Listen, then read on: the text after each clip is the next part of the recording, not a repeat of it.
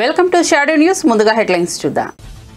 రాజ్యం యువ వికాసం పథకం ప్రారంభించిన సీఎం రేవంత్ రెడ్డి. నిరుద్యోగ యువతకు స్వయం ఉపాధికి 4 లక్షల వరకు ఆర్థిక సాయం. యువ వికాసానికి నేటి నుంచి ఏప్రిల్ 4 వరకు దరఖాస్తుల స్వీకరణ.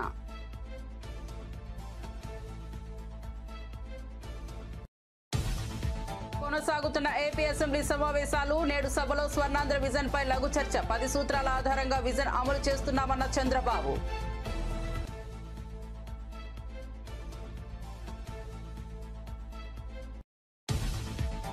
కేటీఆర్ తో తీర్మార్ మల్లన్న భేటీ. అసెంబ్లీ వేదికగా తెలంగాణ రాజకీయాల్లో కీలక పరిణామం. కేటీఆర్ హరీష్ రావుతో తీర్మార్ మల్లన్న సమావేశం. బీసీ నేతలతో కలిసి కేటీఆర్ కు మల్లన్న మెమోరాండం.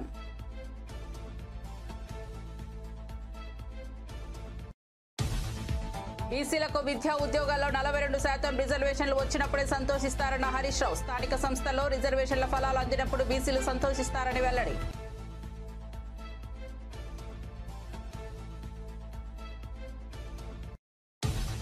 వైసీపీ హయాంలో ఉపాధి హామీ పనుల్లో 250 కోట్ల అవినీతి జరిగిందన్న పవన్ కళ్యాణ్. ఉపాధి హామీ నిధుల దుర్వినియోగంపై అసెంబ్లీలో ప్రశ్నోత్తరాలు. ఆ సమయంలో మాట్లాడిన డిప్యూటీ సీఎం మొత్తం 250 కోట్ల అవినీతి జరిగినట్లు వెల్లడి. ఫీజు రీయింబర్స్మెంట్ బకాయిలు ఖచ్చితంగా చెల్లిస్తామన్న మంత్రి నారా లోకేష్. విద్యారంగంపై చర్చ కావాలని అడిగి వైసీపీనే పాల్గొనలేదన్న మంత్రి. వాస్తవాలు వినే పరిస్థితిలో వైసీపీ లేదని ధ్వజం.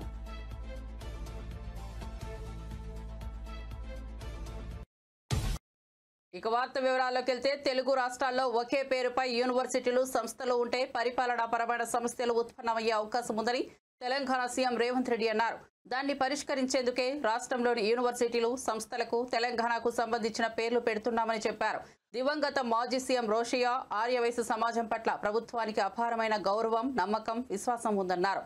చర్లపల్లి రైల్వే టెర్మినల్ కు పొట్టి శ్రీరాములు పేరు పెట్టాలని కేంద్ర మంత్రులు కిషన్ రెడ్డి, బండి సంజయ్ కు లేఖ రాస్తానని సీఎం చెప్పారు. భారత ప్రభుత్వం 2047 విజన్ ను సిద్ధం చేసుకున్నప్పటికీ రాబోయే 20-30 ఏళ్ల అభివృద్ధి మార్గాన్ని స్పష్టంగా ముందుకు ఉంచుకోవడం కీలకమని అధికారులు తెలిపారు. ఈ గమ్యం చేరుకునేందుకు ఇప్పటి నుంచే ప్రతి ఏడాది స్పష్టమైన లక్ష్యాలు పెట్టుకుని పనిచేస్తున్నామని పేర్కొన్నారు. ప్రస్తుత ఆర్థిక సంవత్సరంలో 17.11% వృద్ధి రేటు సాధించాలనే లక్ష్యంతో ప్రభుత్వం కృషి చేస్తోందన్నారు. దీనికోసం వివిధ రంగాల్లో వివరణాత్మక ప్రణాళికలు రూపొందించి అమలు చేస్తున్నట్లు సంబంధిత శాఖలు వెల్లడించాయి. వాళ్ళు కానీ కన్సాలిడేట్ చేయమంటే అక్కడే కావాలంటే కన్సాలిడేట్ చేసి అందరికీ 2 సెంట్లు ఇచ్చే విధానానికి శ్రీకారం చుట్టాం. అక్కడ వద్దని కానంటే ఎక్కడ కావాలో అక్కడ ఇంటి జాగా ఇచ్చి ఇల్లు కట్టించే బాధ్యత ఈ ప్రభుత్వం తీసుకుంటుందని చెప్పి కూడా నేను మీకు తెలియజేస్తున్నా. ఇంటి జాగా అయిన తర్వాత ప్రతి ఒక్కరికి ఇల్లు కట్టించే బాధ్యత తీసుకుంటాం. 100% 29 ఈ రాష్ట్రంలో ఇల్లు లేదనకుండా 100% ఇల్లు కట్టించే బాధ్యత ఈ ప్రభుత్వం తీసుకుంటుంది. మీ నియోజకవర్గం మీరు తీసుకోవాల్సిన అవసరం ఉంది. శానిటేషన్, హైజీనిక్ కండిషన్స్ కోసం ఒకప్పుడు మహిళ ఆడబిడ్డ ఆత్మ గౌరవం కింద టాయిలెట్స్ ఇచ్చా. ఇప్పుడు కొంతమంది కొన్ని కారణాల వల్ల లేని పరిస్థితుంది. ప్రతి ఒక్క ఇంటికి ఒక సంవత్సరమా 6 నెలల అవన్నీ కూడా పూర్తి చేయాలి. ప్రతి ఒక్క ఇంటికి water supply, tap water with sustainable source. ఏదో బోర్ కింద ట్యాప్ నీళ్లు ఇస్తే అది బోర్ ఎండిపోతే నీళ్లు రావు. అట్లా కాకుండా సస్టైనబుల్ సోర్సెస్ నుంచి వాటర్ ఇస్తాం. ఎల్పిజి గ్యాస్ కనెక్షన్, ఒకప్పుడు దీపం పెట్టాం, గ్యాస్ కనెక్షన్ ఇచ్చాం. దేశంలో మొట్టమొదటిసారిగా దీపం పెట్టి గ్యాస్ కనెక్షన్ ఇచ్చిన రాష్ట్రం సమైక్య ఆంధ్రప్రదేశ్. ఆ రోజు ఎన్డీఏ ప్రభుత్వం ఇచ్చాం. ఈ రోజు మళ్ళీ దీపం 2 కింద 3 సిలిండర్లు ఉచితంగా ఇచ్చి మహిళలను ఆదుకుంటున్నాం. ఆ కార్యక్రమం కూడా జయప్రదంగా జరిగే పరిస్థితి వచ్చింది. అక్కడి నుంచి ఎలక్ట్రిసిటీ. ఇక్కడ మీరు గ్యాస్ కూడా చూస్తే కొన్ని ప్రాంతాల్లో పైప్డ్ గ్యాస్ వస్తా ఉంది. అది వచ్చినప్పుడు దాన్ని కూడా కనెక్ట్ చేస్తాం. అవసరమైతే ఇక్కడ ఇచ్చే సబ్సిడీ వాళ్ళకే ఇస్తాం. అప్పుడు ఇంకా గ్యాస్ కూడా తెచ్చుకునే పరిస్థితి లేదు, కనెక్ట్ చేసే పరిస్థితి లేదు. 24 గంటల గ్యాస్ ఉండే పరిస్థితి వస్తుంది. Electricity and solar roof. ప్రతి ఒక్క ఇంటికి కరెంట్ ఉండాలి. పెట్టుకోగలిగిన వాళ్ళందరూ డెమోక్రటైజేషన్ ఆఫ్ పవర్ జనరేషన్ లో మీరు రూఫ్ టాప్ పెట్టుకుంటారు. ఆ రూఫ్ టాప్ పెట్టుకొని మీరే కరెంట్ ఉత్పత్తి చేసుకుంటారు, మీరే వాడుకుంటారు.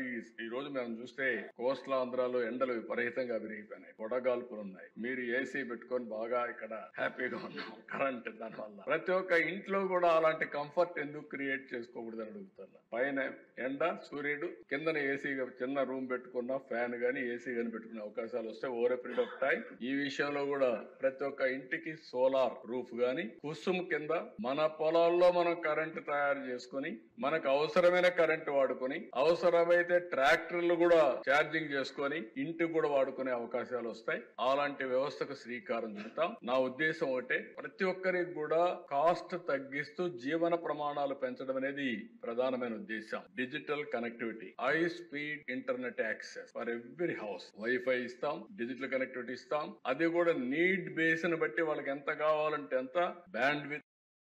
గత ప్రభుత్వ హయాంలో ఉపాధి హామీ పథకంలో భారీ అవినీతి జరిగిందని డిప్యూటీ సీఎం పవన్ కళ్యాణ్ అసెంబ్లీలో వెల్లడించారు. అధికారంలోకి వచ్చిన వెంటనే ప్రత్యేక దృష్టి సారించి పథకాన్ని సమీక్షించామని తెలిపారు. సోషల్ ఆడిట్ డైరెక్టరే అవినీతికి పాల్పడడంతో అతడిని తొలగించామన్నారు. ఇక నుంచి అవినీతి జరగకుండా ఉండేందుకు social audit, vigilance cell, quality కంట్రోల్తో కొత్త అధికారులను నియమించామని స్పష్టం చేశారు. పథకం పట్ల పూర్తి పారదర్శకతను పాటిస్తూ కార్మికులకు న్యాయం జరిగేలా కృషి చేస్తున్నామని పవన్ కళ్యాణ్ తెలిపారు. గౌరవ ఆదోని శాసనసభ్యులు చెప్పింది కీలకంగా ఒక మాట అన్నారు. జాతీయ ఉపాధి హామీ పథకం అది రాజకీయ ఉపాధి హామీ పథకం అయిపోయింది. అది గత ప్రభుత్వం టైంలో రైట్ ఏమో కానీ మన ఎన్డీఏ ప్రభుత్వం టైంలో దాన్ని నేను తీసుకోవట్లేదు. ఖచ్చితంగా గత ప్రభుత్వం చేసిన వారసత్వంగా వచ్చినవి ఈ కరప్షన్ మనం హ్యాండిల్ చేస్తాం ఈ రోజున. వన్స్ నేను పంచాయతీరాజ్ శాఖ బాధ్యతలు తీసుకున్న తర్వాత మొట్టమొదటి దృష్టి పెట్టింది కూడా ఆ జాతీయ ఉపాధి హామీ పథకం కింద అసలు ఏమేమి అవకతవకలు జరిగినాయి. ఇప్పుడు ఎంత గొప్ప పాలసీ పెట్టినా పథకం పెట్టినా జనం అందరూ అంటే మనకి పార్టీలు కొల్యూడైపోయి అందరూ అంటే ఒకళ్ళని కరప్షన్ చేసామని అర్థం చేసుకోగలం, కానీ ఒక గ్రూప్స్ కొల్యూడైపోతే తప్పులు నిర్ధారించడం చాలా కష్టమైపోతుంది.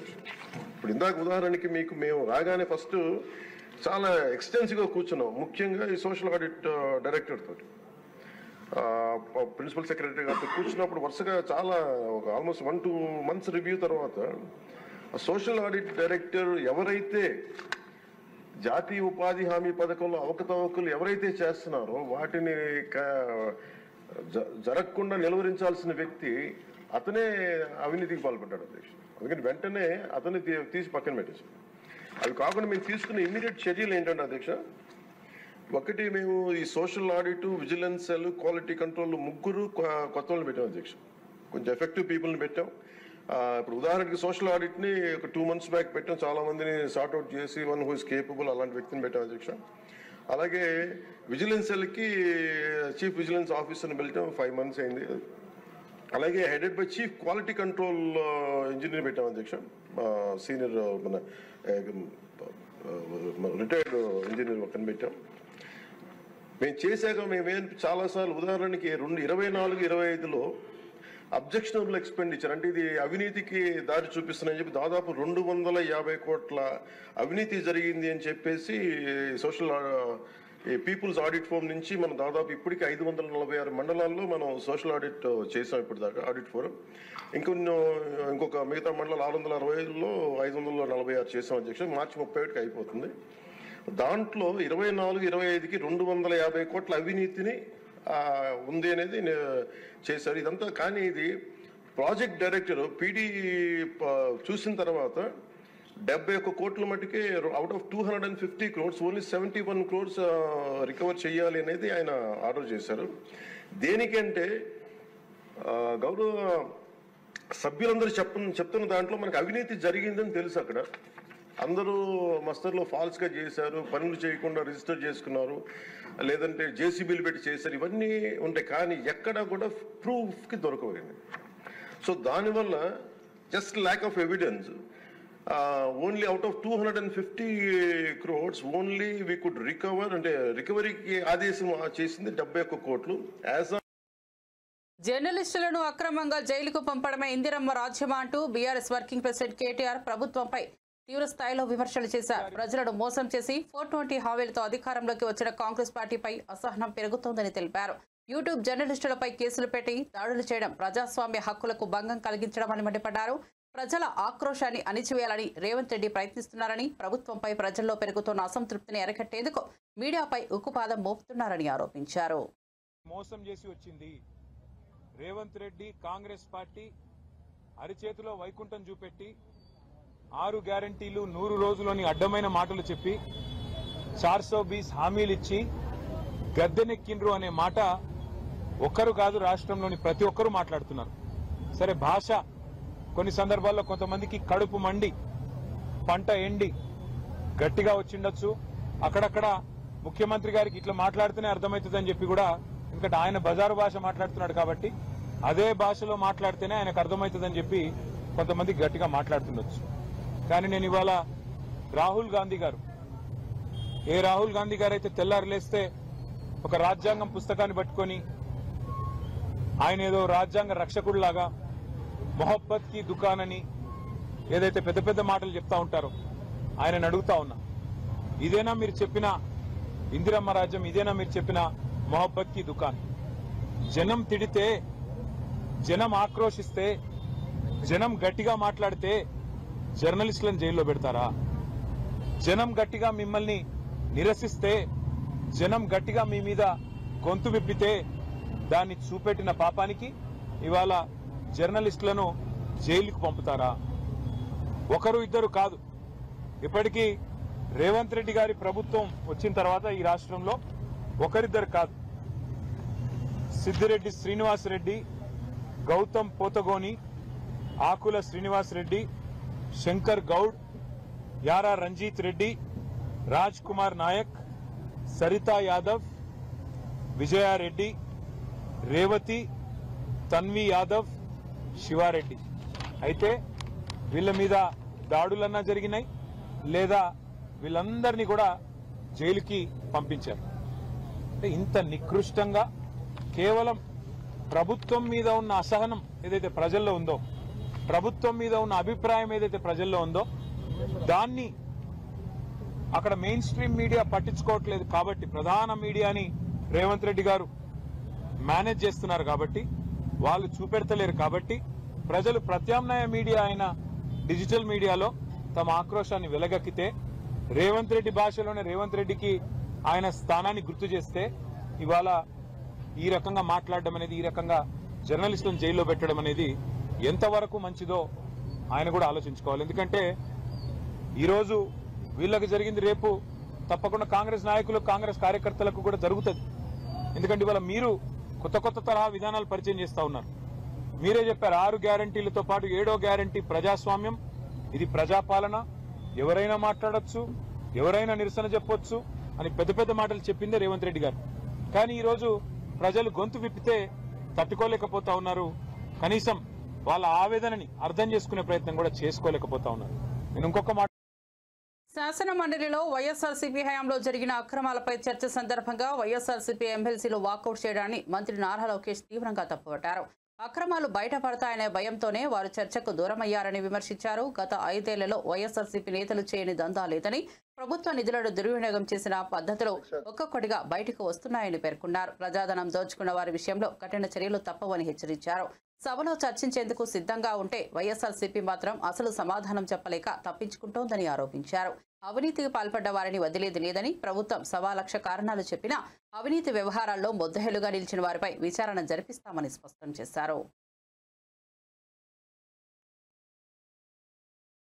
చెప్పినట్లు 2016లో ఆనాటి ప్రభుత్వం ప్రైవేట్ యూనివర్సిటీస్ ఎస్టాబ్లిష్మెంట్ కోసం ప్రత్యేక చట్టం తీసుకొస్తాం జరిగింది అధ్యక్ష.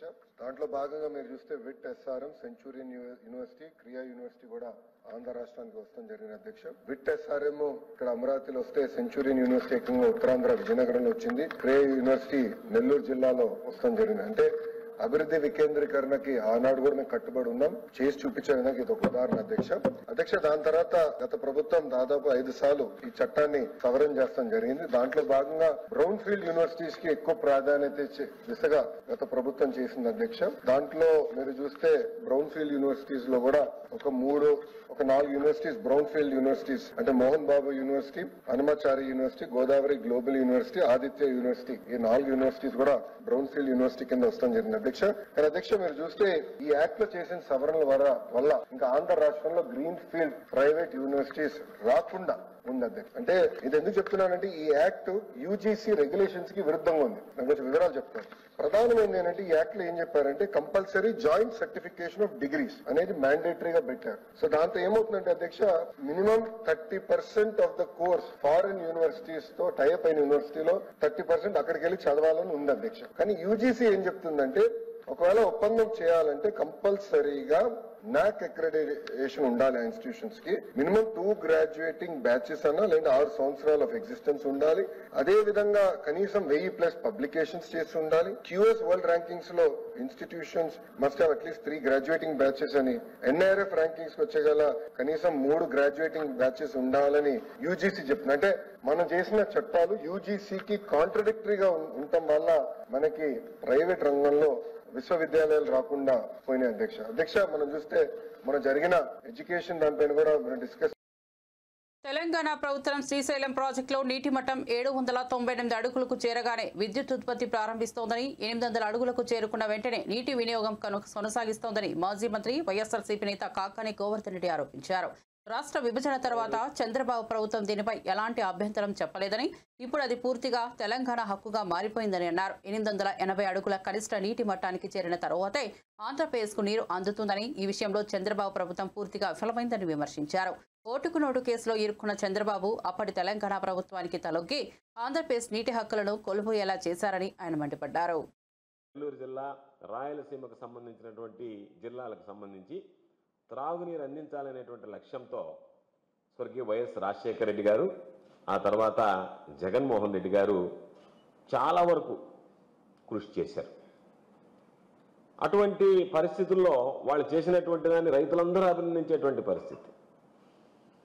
వాళ్ళు తీసుకున్నటువంటి నిర్ణయాలు, రైతులకు అండగా నిలిచినటువంటి విధానం ఈరోజు అభినందించకపోయినా పర్వాలేదు, కానీ సీమ ప్రయోజనాలని, రైతుల ప్రయోజనాలని, ప్రజల ప్రయోజనాలని దెబ్బకొట్టే విధంగా ఈరోజు చంద్రబాబు నాయుడు గారు తీసుకున్నటువంటి నిర్ణయాలు రైతుల భవిష్యత్తుని, ప్రజల భవిష్యత్తుని ప్రశ్నార్థకం చేస్తున్నాయి, ప్రత్యేకించి సాగునీరు, తాగునీరు విషయంలోనని ఈ సందర్భంగా నేను తెలియజేస్తున్నాను.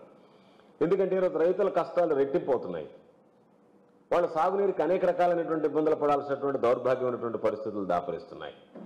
ప్రజలైతే త్రాగునీటికి గొంతు తడుపుకోవడానికే అవస్థలు పడేటువంటి రోజులు రాబోతున్నాయనేటువంటి ఆందోళన కలుగుతుంది.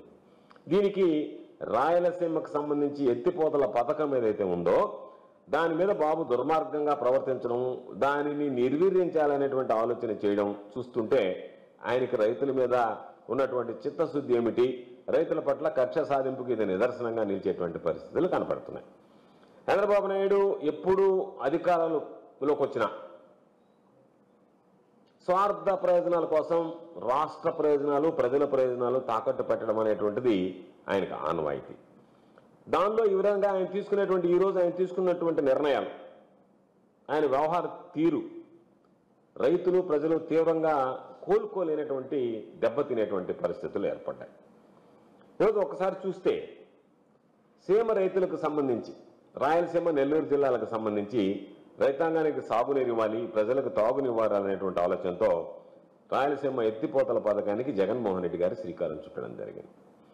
ఈ ప్రాజెక్ట్ని శాశ్వతంగా ఈరోజు రాయలసీమ ఎత్తిపోతల ప్రాజెక్ట్ ఏదైతే ఉందో దానిని శాశ్వతంగా సమాధి కట్టేటువంటి విధంగా ఈరోజు చంద్రబాబు నాయుడు గారి నిర్ణయాలు, పోకడలు కనిపిస్తున్నాయి. సీమ రైతులు ఈరోజు పాపం వాళ్ళు కన్నీళ్లు తెప్పించేలా వాళ్ళందరికీ, రైతులకి, ప్రజలకు సంబంధించినటువంటి దాంట్లో గుక్కిడి నీళ్లు అందించడానికి కూడా వీలు లేకుండా ఈరోజు దారుణమైనటువంటి కుట్రలు పన్నుతున్నారు. బీసీలకు విద్యా ఉద్యోగాల్లో 42% రిజర్వేషన్లు రావాల్సిన అవసరం ఉందని బీఆర్ఎస్ నేత మాజీ మంత్రి హరీష్ రావు తెలిపారు. స్థానిక సంస్థల్లో రిజర్వేషన్ల ద్వారా బీసీలకు కలిగే ప్రయోజనాలు పూర్తి స్థాయిలో అందాలని అభిప్రాయపడ్డారు. బీసీ రిజర్వేషన్ల బిల్లుకు తెలంగాణ శాసనసభ ఏకగ్రీవంగా మద్దతు ఇవ్వాల్సిన అవసరం ఉందని, పార్లమెంట్లో దీనికోసం బీఆర్ఎస్ పోరాటం చేస్తోందని స్పష్టం చేశారు. బీసీ సంక్షేమ శాఖ మంత్రివర్యులు, నా మిత్రుడు, మా జిల్లా శాసనసభ్యులు పొన్నం ప్రభాకర్ గారు ప్రవేశపెట్టినటువంటి ఈ బిల్లుకు బీఆర్ఎస్ పార్టీ సంపూర్ణమైన మద్దతును తెలియజేస్తుంది. ఈ బిల్లును మేము మనస్ఫూర్తిగా స్వాగతిస్తూ ఉన్నాము. అయితే ఈ బిల్లు ఎప్పుడు నిజంగా బీసీ వర్గాలు సంతోషపడతాయంటే, బీసీ వర్గాలకు విద్యా ఉద్యోగాల్లో 42% రిజర్వేషన్ వచ్చినాడు, బీసీ వర్గాలకు స్థానిక సంస్థల్లో పట్టణ మరియు గ్రామీణ ప్రాంతంలో 42% రిజర్వేషన్ ఫలాలు వారికి పూర్తిగా అందినప్పుడు ఆ వర్గాలు చాలా సంతోషపడతాయి. అవి అందాలని కోరుకుంటున్నాం. అవి అందే ప్రక్రియలో రాష్ట్ర శాసనసభ ఏకగ్రీవ తీర్మానం చేయడంతో పాటు రేపు కేంద్రంలో పార్లమెంట్ లో పోరాటానికి కూడా బీఆర్ఎస్ పార్టీ కలిసి వస్తుంది. మాకున్న 4 రాజ్యసభ సభ్యులు కూడా ఏకగ్రీవంగా ఈ బిల్లుకు మద్దతు ఇస్తూ మేము ఓటేస్తాం. అయితే ఈ బిల్లు పాస్ కావాలంటే ఏం కావాలి అధ్యక్ష? రాహుల్ గాంధీ గారు ఇలా ప్రధాన ప్రతిపక్ష నాయకుడు, 100 మంది ఎంపీలు ఉన్నారు. వారు మరి ఈ బిల్లు మీద ఒత్తిడి తేవడానికి పార్లమెంట్ లో వారు కృషి చేయాల్సినటువంటి అవసరం ఉంది. దానికోసం వారిని గట్టిగా రాహుల్ గాంధీ గారు ఇలా పూనుకోవాల్సినటువంటి అవసరం ఉంది.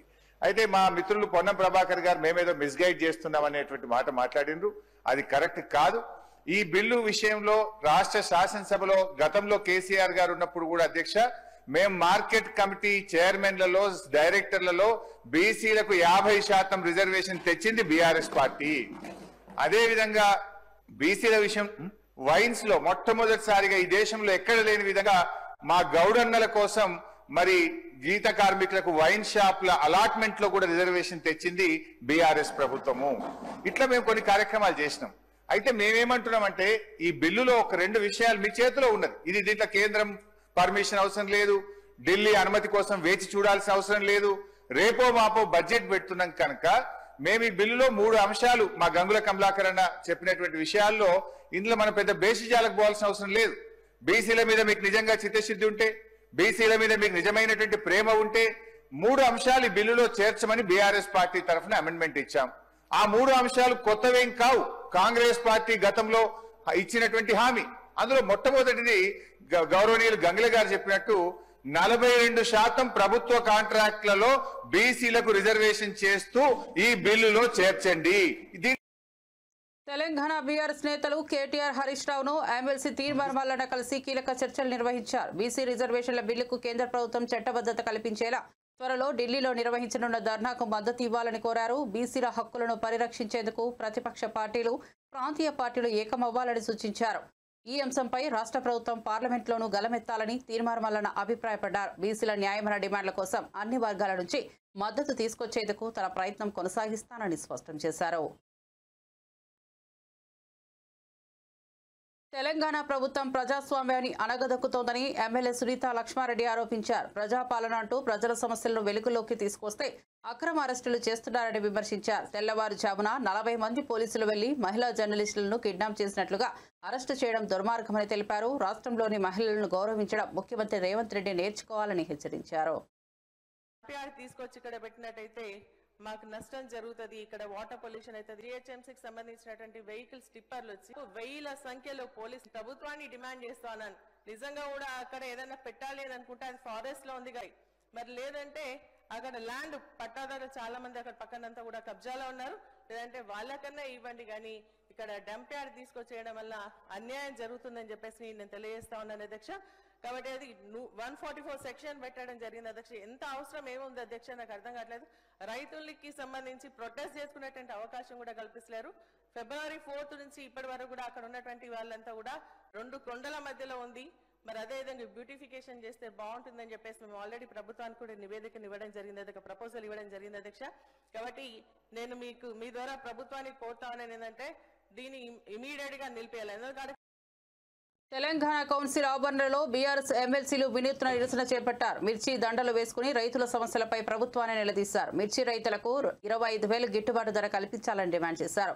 గత సీజన్లో 4 లక్షల ఎకరాల్లో సాగైన మిర్చి ఈసారి ధరల క్షీణతతో 2.4 లక్షల ఎకరాలకు తగ్గిపోయిందని ఆందోళన వ్యక్తం చేశారు. నాఫెడ్, మార్క్ఫెడ్ ద్వారా మద్దతు ధర నిర్ణయించి ప్రభుత్వం మిర్చిని కొనుగోలు చేయాలని, అంతర్జాతీయ మార్కెట్కు ఎగుమతుల కోసం చర్యలు తీసుకోవాలని కోరారు.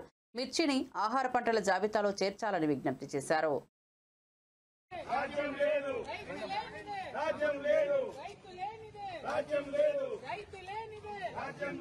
మిర్చి రైతులు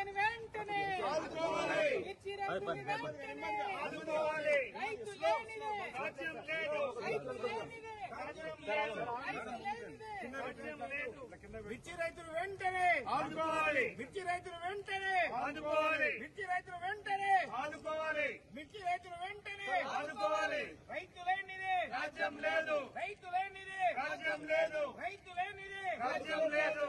మిర్చి రైతుకు వెంటనే మద్దతు ధర ప్రకటించాలి. మద్దతు ధర ప్రకటించాలి. మిర్చి రైతులు వెంటనే 25,000 మద్దతు ధరను చెల్లించాలి. 25,000 ఆంధ్రప్రదేశ్ శాసనసభ స్పీకర్ చింతకాయల అయ్యన్న పాత్రుడు కుటుంబ సభ్యులతో కలిసి తిరుమల శ్రీవారిని దర్శించుకున్నారు. రాష్ట్రం సుభిక్షంగా ఉండాలని, ప్రజలు సుఖ సంతోషాలతో జీవించాలనే ఉద్దేశంతో స్వామివారిని ప్రార్థించారు. టీటీడీ అధికారులు ఆయన్ని ఆలయంలో స్వాగతం పలికి దర్శన ఏర్పాట్లు చేశారు. అనంతరం రంగనాయకుల మండపంలో వేద పండితులు ఆశీర్వచనం అందించి తీర్థ ప్రసాదాలు అందజేశారు. ఈ సందర్భంగా అయ్యన్న పాత్రుడు మీడియాతో మాట్లాడుతూ రాష్ట్ర అభివృద్ధికి, ప్రజల సంక్షేమానికి శ్రీవారి ఆశీర్వాదం ఉండాలని కోరుకున్నానని తెలిపారు. టీటీడీ అధికారులు ప్రత్యేక దర్శన ఏర్పాట్లు చేశారు.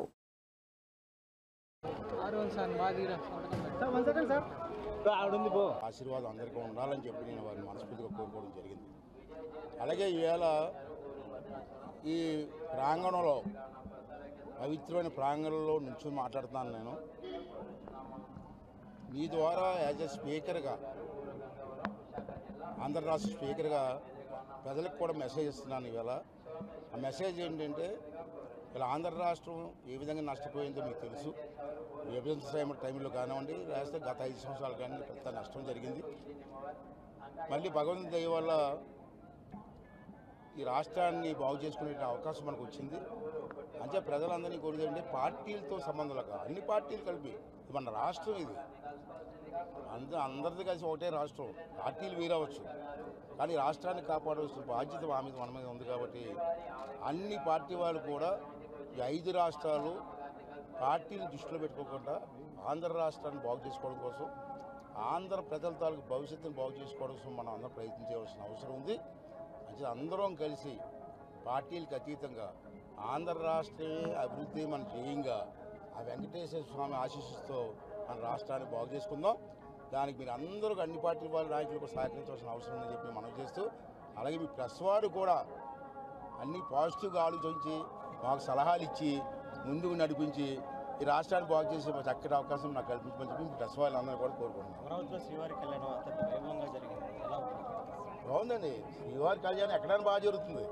మన మనసులో శుభ్రంగా ఉండి, ఆనందంగా ఉండి, దేవుడి కళ్యాణం చెయ్యాలని అందరూ ఆశిస్తే ఎక్కడైనా బాగా జరుగుతుంది. దాంట్లో దేవుడి పార్టీలు ఏంటి, మనకు పార్టీలు ఉన్నాయి. కానీ ఇంకో మెసేజ్ వదలుచుకున్నానండి. ఉగాది వస్తుంది మనకి, అమావాస్య మరుసటి రోజు ఉగాది. తెలుగువారికి ఉగాది పండగ, తెలుగువారి పండగ పవిత్రమైన పండగ. కానీ గత 5 సంవత్సరాల ఉగాది పండుగ ఎక్కడ చెయ్యలేదు. అంటే మీ ద్వారా పిలిపిస్తున్న ఆంధ్ర రాష్ట్రంలో సుమారు 14,000 పంచాయతీలు ఉన్నాయి. 14,000 పంచాయతీల్లో పార్టీలకు అతీతంగా అందరూ కలిసి ఉగాది పూజ చేయండి, శ్రావణ పంచాంగం చేయండి. ఈ నెల 14న విడుదలైన court cinema super hit talk తెచ్చుకోదు. ఈ సందర్భంగా చిత్ర బృందం విశాఖపట్నంలో సందడి చేసింది. ప్రేక్షకుల స్పందన చూసి టీం ఆనందం వ్యక్తం చేసింది. ఈ ఈవెంట్లో నటుడు శివాజీ మాట్లాడుతూ నిజ జీవితంలో మంగపతిని చూశారంటూ ఆసక్తికర వ్యాఖ్యలు చేశారు. ఈ కార్యక్రమంలో ప్రియదర్శి, హర్ష్ రోషన్, శ్రీదేవి, శివాజీ తదితరులు పాల్గొన్నారు. మరిన్ని అప్డేట్స్ కోసం చూస్తూనే ఉండండి షాడో న్యూస్.